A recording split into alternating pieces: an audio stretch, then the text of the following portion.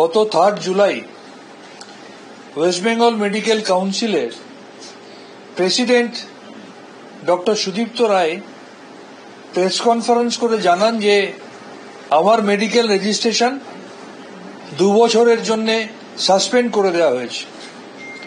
যদিও আজকের এই মুহূর্ত পর্যন্ত আমি কোনো অফিসিয়াল কমিউনিকেশন এখনো পাইনি। আমার লয়ার 4 তারিখ সন্ধ্যে 7:45 লক্ষ্য করেন যে ওয়েস্ট বেঙ্গল মেডিকেল কাউন্সিলের ওয়েবসাইটে আপলোড করা হয়েছে আমাকে 2 বছরের জন্য সাসপেন্ড করা হয়েছে। ঠিক এর আগে যতবার আমাকে ডাকা হয়েছে প্রত্যেকবার আমি খবর পাওয়ার আগেই মিডিয়ার বন্ধুরা আমাকে জানিয়ে দিতেন যে আপনাকে অমুক দিন শোকজ করা হয়েছে, আপনাকে অমুক দিন চার্জশিট দেওয়া হবে, আপনাকে অমুক দিন হিয়ারিং এ ডাকা হবে। ঠিক একইভাবে মিডিয়াতে মাননীয় সভাপতি নিয়ম বহির্ভূতভাবে, এখতিয়ার বহির্ভূতভাবে, প্রথা বহির্ভূতভাবে, অনৈতিকভাবে শুধুমাত্র পরিকল্পনা মাফিক আমাকে সামাজিকভাবে সম্মানহানি করার জন্য ডিক্লেয়ার করে দিলেন, আমাকে 2 বছর সাসপেন্ড করেছেন। আনুষ্ঠানিকভাবে আমি জানতে পারলাম তাও ওয়েবসাইটের মধ্যে দিয়ে। এখনো এই মুহূর্ত পর্যন্ত আমার কাছে কোনো কপি আসেনি। আমি চ্যালেঞ্জ করে বলেছিলাম হিয়ারিং দিয়ে বেরিয়ে এসে যে ওনার সাহস থাকলে উনি আমার রেজিস্ট্রেশন বাতিল করে দেখান। এবং যখন 4 তারিখে আমার লয়ার আমাকে জানান যে ওয়েবসাইটে আপলোড করেছে, আমি বলেছিলাম শুধু সময়ের অপেক্ষা। শুক্রবার সন্ধ্যে 7:45 আপলোডের খবর আমি পাই। শনি আর রবি ছুটি ছিল। তার ইমিডিয়েট নেক্সট ওয়ার্কিং ডে হচ্ছে আজকে সোমবার। আজকে সোমবারই মহামান্য হাইকোর্ট মাননীয় বিচারপতি অমৃতা সিনহার বেঞ্চে আরো একবার এই অনৈতিক, বেআইনি, দুর্নীতিগ্রস্ত, প্রতিহিংসাপরায়ণ, অপরাধমনস্ক মানুষটি আরো একবার মহামান্য আদালতের কাছে যোগ্য জবাব পেয়েছে। এবং আপনারা ইতিমধ্যেই হয়তো জেনেছেন যে ওয়েস্ট বেঙ্গল মেডিকেল কাউন্সিলের সেই অনৈতিক রায়কে টোটালি বাতিল করে দিয়েছেন, টোটালি সেট অ্যাসাইড করে দিয়েছেন। এবং আমি যেভাবে প্র্যাকটিস করছিলাম সেভাবে প্র্যাকটিস করতে পারবো। আমার যে এফআরসিপি কোয়ালিফিকেশন নিয়ে মিথ্যা অভিযোগ তোলা হয়েছিল, মাননীয় বিচারপতি পরিষ্কারভাবে বলেছেন আপনি এফআরসিপি যেভাবে লিখতেন সেভাবে লিখতে পারবেন, ফুল ফর্মটা আপনি লিখবেন। সুতরাং ঠিক যেভাবে অন্যায়ভাবে, আনকনস্টিটিউশনালি, নিয়ম বহির্ভূতভাবে আমার আইএমএ ইলেকশনকে অবৈধ ঘোষণা করেছিল এবং মহামান্য আদালতের কাছে একটি জোর তামাচা খেয়েছে, আজকে আবার অনৈতিকভাবে ঘোষিত সিদ্ধান্ত মহামান্য আদালত রদ করে দেওয়ার মধ্যে দিয়ে আবার একটা যোগ্য জবাব তিনি পেলেন। এবং আমি মনে করি এই জয় শুধু ডাক্তার শান্তনু সেনের একার জয় নয়। আমি আবার বলছি, ওয়েস্ট বেঙ্গল মেডিকেল কাউন্সিলের হেলম অব দ্য অ্যাফেয়ার্সে বসে ক্ষমতার অপব্যবহার করে, অনৈতিক কাজ করে, অন্যায় কাজ করে, চিকিৎসকদের ভয় দেখিয়ে যে ধরনের কাজকর্ম তিনি করে চলেছেন এবং যার ফলে আমাদের সরকার এত স্বাস্থ্যক্ষেত্রে উন্নয়ন করার পরেও চিকিৎসক দরদি একটা সরকার তার চিকিৎসকদের একাংশ শুধুমাত্র এই ধরনের অনৈতিক এবং বেআইনি কাজে যুক্ত কিছু মানুষ যারা কিছু কিছু জায়গার হেলম অব দ্য অ্যাফেয়ার্সে বসে আছেন, তাদের এই ধরনের আচরণের জন্য তারা কোথাও কোথাও আমাদের থেকে মুখ ফিরিয়ে নিচ্ছে। আমি মনে করি যাদের সাথে এই ধরনের অন্যায় হয়েছে মেডিকেল কাউন্সিলের ক্ষমতার অপব্যবহার করে, এই জয় শুধু আমার একার নৈতিক জয় না, এই জয় সেই সমস্ত চিকিৎসক সমাজের জয় এবং এই জয় অন্যায়ের বিরুদ্ধে জয়। এবং আমরা জানি আমাদের এই সরকারও কোনো অন্যায় কাজকে প্রশ্রয় দেয় না। সুতরাং অন্যায়ের বিরুদ্ধে ন্যায়ের জয়।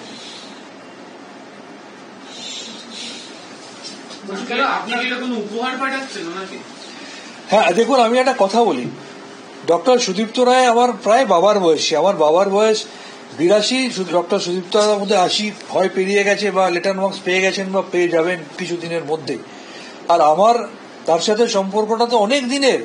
2001 সালের বিধানসভা নির্বাচনে তিনি আমার বিধানসভায় যখন বিধায়ক প্রার্থী ছিলেন তখন সেই সিপিএম অধ্যুষিত এলাকায় কলকাতা পৌরসভার 2 নম্বর ওয়ার্ডের হরেকৃষ্ণ শেটলেনের কেএমসিপি স্কুলের বুথে আমি এবং আমার সাথে আরো 10 জন ডাক্তার তার পোলিং এজেন্ট হয়ে বসেছিলাম। বেধড়ক সিপিএম এর হাতে মার খেয়েছিলাম। আমার স্ত্রী তখন 7 মাসের গর্ভবতী ছিলেন, তিনি মার খেয়েছিলেন। আমার বাবাকে ধাক্কাধাক্কি করা হয়েছিল। তাই কোথাও একটা সেই সময়ের একটা অনুভূতি তো কাজ করে। তিনি বর্তমানে যে ধরনের কাজ করে চলেছেন, আমার মনে হয় কোথাও বয়সের ভারে তিনি ভারাক্রান্ত হয়ে, কোথাও তিনি অজ্ঞতার কারণে এসব কারণগুলো করে ফেলছেন। তার একটু শারীরিক এবং মানসিক সুস্থতা আমি কামনা করছি।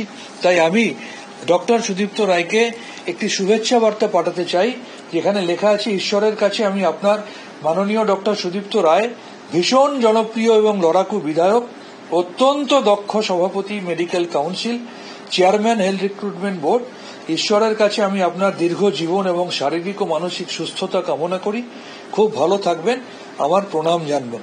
আমি তাকে আমার প্রণাম জানাতে চাই এই গোলাপ ফুল পাঠানোর মধ্যে দিয়ে। এটা কি মুন্না ভাই এমবিবিএস এর মতো গেটওয়ান সুন মেসেজ?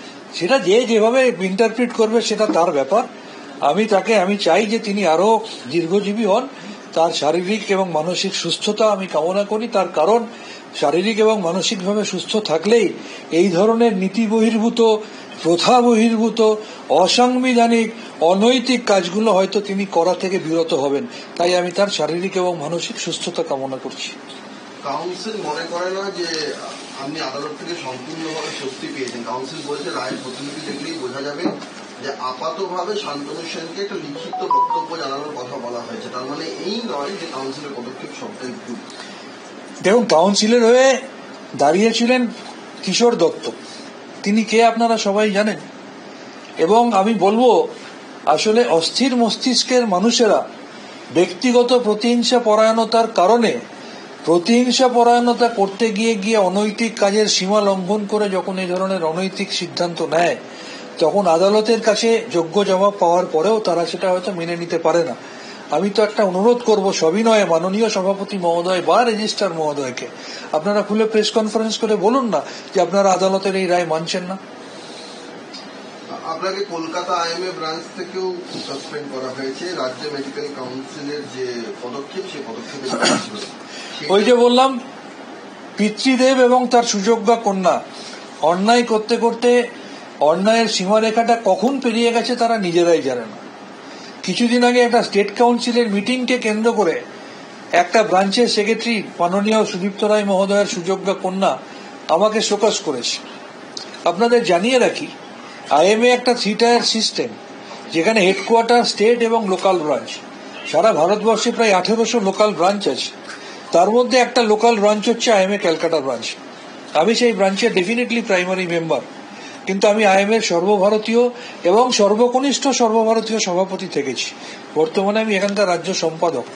এই 1800 লোকাল ব্রাঞ্চের কোনো মেম্বারেরই সদস্যপদ খারিজ করার অধিকার সেই ব্রাঞ্চের নেই। সদস্যপদ খারিজ করতে পারে একমাত্র সেন্ট্রাল হেডকোয়ার্টার, যেটা সেখানে। এবং আমি আপনাকে আবার বলছি, এই যে পুরোটা পূর্ব পরিকল্পিত, তার প্রমাণ আইএমএটা যেন তেন প্রকারণে দখল করতে হবে। বৈধ ইলেকশনকে অবৈধ ঘোষণা করতে হবে। কোর্টের কাছে হেরে যাওয়া হলো। তারপর উপায় কি? বাবা বললেন আমি অনৈতিকভাবে যেভাবে পারবো আমার নামটা বাদ দিয়ে দেবো। আমার নামটা বাদ দিয়ে দেওয়া হলো। 4 তারিখ আপলোড হলো, অফিসিয়াল ডিক্লারেশন হলো 4 তারিখ। 5 তারিখে তার সুযোগ্যা কন্যা ক্যালকাটা ব্রাঞ্চে মিটিং করলেন, নিয়ে বললেন যেহেতু রেজিস্ট্রার থেকে বাদ দেওয়া হয়েছে আমরাও তাকে বাদ দিচ্ছি। জানিয়ে দিই, আইএমএ ক্যালকাটা ব্রাঞ্চের সংবিধান বলছে যদি আপনাকে এমার্জেন্সি মিটিংও করতে হয় তাহলে ন্যূনতম 2 দিনের নোটিশ লাগে। তাহলে 4 তারিখ বিকেলবেলা যদি এই নোটিশটা অফিসিয়ালি আপলোডেড হয়, তাহলে তার মিনিমাম 2 দিন হচ্ছে 6 তারিখ। 6 তারিখ হচ্ছে রবিবার। কিন্তু সেটাও মানা হলো না। অনৈতিকভাবে গায়ের জোরে তার পরের দিন 24 ঘন্টা পেরোনোর আগে মিটিং করে উদ্দেশ্য একটাই, ডক্টর শান্তনু সেনকে যেন তেন প্রকারণে সরাতে হবে। ये डर हमको अच्छा लग रहा है। আমার একজনকে সরানোর জন্য এরা যেভাবে জোটবদ্ধ হয়ে কাজ করছে, কিন্তু আলটিমেটলি পেরে উঠছে না। যত পেরে উঠছে না তত এরা অন্যায় এবং অনৈতিক কাজ করছে। তবে ক্যালকাটা ব্রাঞ্চের সম্পাদিকার উদ্দেশ্যে বলবো, মাত্র কিছুদিন আইএমএ করছেন, নিয়ম কানুন তো জানেন না। আমি আশা করেছিলাম তার বাবা একটা সর্বভারতীয় সভাপতি, মেয়ে না জানলেও বাবা হয়তো শিখিয়ে দেবেন। কিন্তু আমি দেখে খুব অবাক হলাম, বাবাও শিখিয়ে দেননি বা শেখাতে পারেননি। আমি আশা করবো সময়ের সাথে সাথে তিনি নিয়ম কানুনগুলো শিখে যাবেন। বলছি হঠাৎ এই প্রতিহিংসা করেন কেন আপনার প্রতি সুদীপ্ত রায়? সেটা তো তিনিই বলতে পারবেন। যদি কারোর, দেখুন হিংসার তো ওষুধ হয় না।